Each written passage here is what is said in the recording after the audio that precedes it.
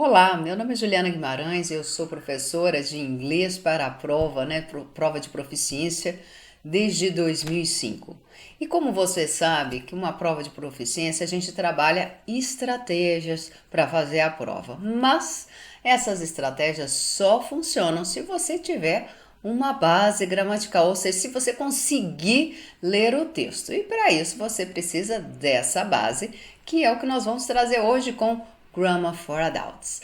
E aqui nós temos o nosso título de hoje, né? O nosso assunto é Subject Pronouns. E se você quiser ficar sabendo quais são os próximos temas, acompanhe lá no nosso Instagram, @inglesparaprova.juliana. Ó, e se inscreva aqui no canal, coloca lá o sininho e quando tiver um vídeo novo aqui, você vai ser notificado. Tá legal? Então vamos começar. Como eu disse, o nosso tema hoje é Subjective Pronouns. O que é isso? Para a gente introduzir o nosso tema, eu trouxe aqui um texto do livro Oliver Twist. Então eu vou ler esse texto, depois nós vamos discutir, o que são os Subjective Pronouns, vamos fazer um exercício e voltaremos novamente nesse texto, ok? Então vamos lá. Oliver Twist is 9 years old. He has got blonde hair and a big sad blue eyes. He lives in a workhouse in a town near London.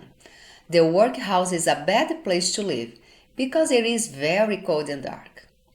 There are a lot of orphans in the workhouse and they don't receive a lot of food. We are hungry, Oliver, they say. You must ask for more porridge. Please, sir, can I have some more? Asks Oliver. Ok, essa é a nossa introdução para a nossa aula sobre Subject Pronouns. E o que eles são? Vamos lá. Observe a nossa estrutura de base. Subject, Verb and Complement. Ó, he is an orphan. Tá tudo de baixo, ó. Subject, he. Verb to be, is. E o complement, an orphan. Eu costumo dizer o seguinte. Tudo aquilo que tem a ver com o nosso português, que tem similaridade, eu vou aproveitar. Eu acho que facilita o nosso entendimento e é muito melhor.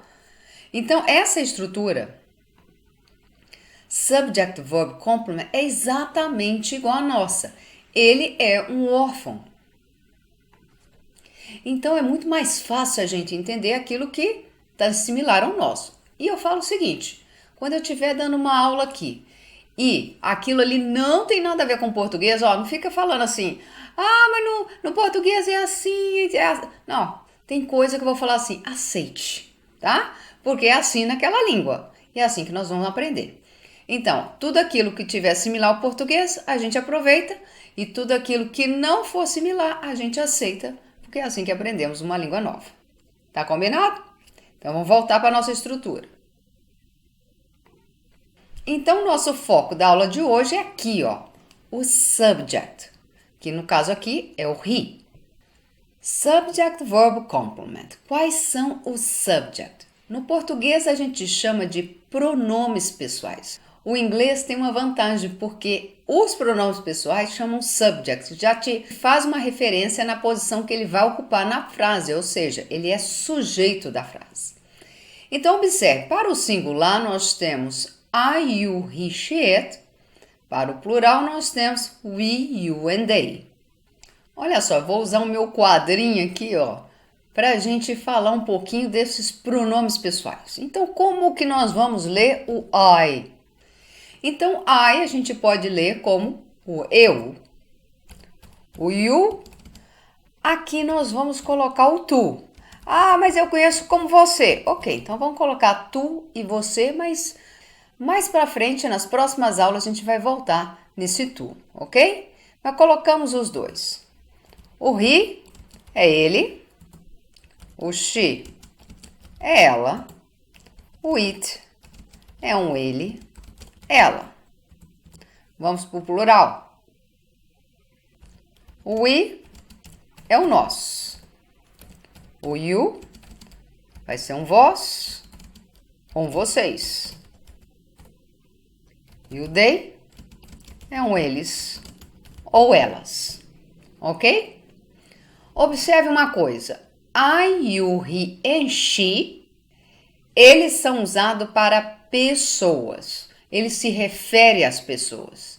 E o it, para tudo que não for pessoa. Então anote aí. Objeto entra? Entra. Animal entra? Entra. Cidade entra? Entra. Substantivo abstrato entra? Entra. O que é isso, substantivo abstrato? Olha, vamos colocar aqui um exemplo. Se você coloca, por exemplo, a palavra research, a palavra pesquisa, ela pode ser substituída num texto como um it. Research é concreto como um dog, né, que é um animal, que também é o it. Não, research não é concreto. Você sabe explicar o que é, mas ela é abstrata, ok? Vamos ver agora o plural. Nós temos we, you and they. Eles são usados para pessoas, maravilha. Mas observe, comparativamente ao singular, não tem nenhum aqui que desempenha o papel para os objetos, os animais, a cidade, substantivo abstrato. Isso significa o quê? Significa que alguém desses pronomes vai ter uma dupla função. Quem desempenha essa dupla função? É aqui, ó. Tanto serve para pessoas como para objetos, animais, cidades, substantivos abstratos. Vamos supor que você tenha esse exemplo, ó. Researchers, os pesquisadores. Eles, aqui são as pessoas. Mas vamos dizer que você tem algo do tipo Preview Studies. Preview Studies também são elas. Elas quem? Os estudos prévios. Você consegue concretizar isso? Né? Que estudo? Estudo de quem? É muito abstrato. Então, o they pode tanto substituir pessoas como os substantivos abstratos. Muito cuidado com esse they, porque ele tanto pode se referir a pessoas como substantivos abstratos, animais e outros. Vamos ver se vocês entenderam. Olha, eu tenho um cachorro. O cachorro será it. Mas aí eu adquiri mais um. Eu tenho agora dogs. Eu tenho um they. Gente, a partir do momento que você tem mais de um, é they. Ok? Lembre-se muito bem disso. Porque a pessoa acha, mas é animal. Ó, animal se for um só. Mais de um, é they. Então, observe outra coisa. Shoes, os sapatos, é o quê? É they. Paul and Mary, é o quê? They. Observe. Aqui é um objeto, aqui são pessoas. Então, cuidado com o they, porque ele tanto pode se referir a pessoas como substantivos abstratos. Tá ok? O que nós vamos fazer agora? Eu vou sair de cena, você vai dar uma pausa no vídeo, vai fazer o exercício e depois a gente faz a correção. Combinado? Então vamos lá.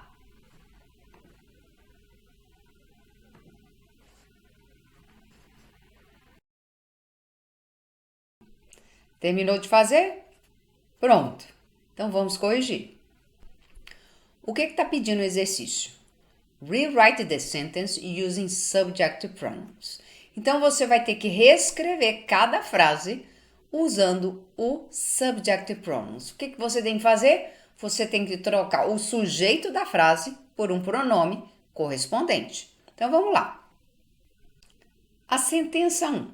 Anne is a doctor. O que nós temos que fazer? Quem é o sujeito? Anne.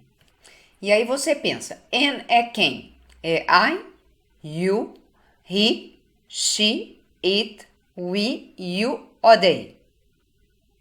Primeira coisa, ela é singular, só tem um. E eu já falei, é ela, né? Anne é she, ok? She is a doctor. Gente, esse é o macete. Troque o nome por um pronome. É assim que faz. Vamos ver o 2. I and Paul aren't in the same class. I and Paul. Toda vez que eu me incluo, é we, porque eu e Paul. Então, vamos lá. We. My friends are from my hometown. My friends. Friends. É singular ou plural? Plural. Se é plural, eu tenho 3 opções. We, you and they. Eu estou me incluindo? Não, porque deu I, não tem. Não é o you, porque eu não estou conversando com ninguém. Então, só pode ser they. They are from my hometown. Peter is a tall boy. Peter, singular ou plural? Singular. Então, se é singular, nós temos I, you, he, she ou it. It está fora, porque Peter é pessoa. Então, aqui nós temos quem? Um he. He is a tall boy. The capital of Brazil is very hot. O que nós temos de novo? Singular ou plural? Singular. The capital é pessoa ou é a coisa ou cidade ou o que é? Pessoa não é. Se é singular, só sobrou quem? It. It's very hot. Observe o 6. O contexto está ali nas aspas. Porque você está falando com alguém, ó. Claire Mary, don't go outside. Se você está falando com a pessoa, aí você tem 2 possibilidades. Ou estou falando eu e você, I and you. E se tiver mais pessoas, só tem a possibilidade de ser um you. You. You, don't go outside. É como se você falasse assim, you, Claire Mary, don't go outside. Ok? É o imperativo ali. E aí, como é que você foi no exercício? Coloca aqui embaixo nos comentários.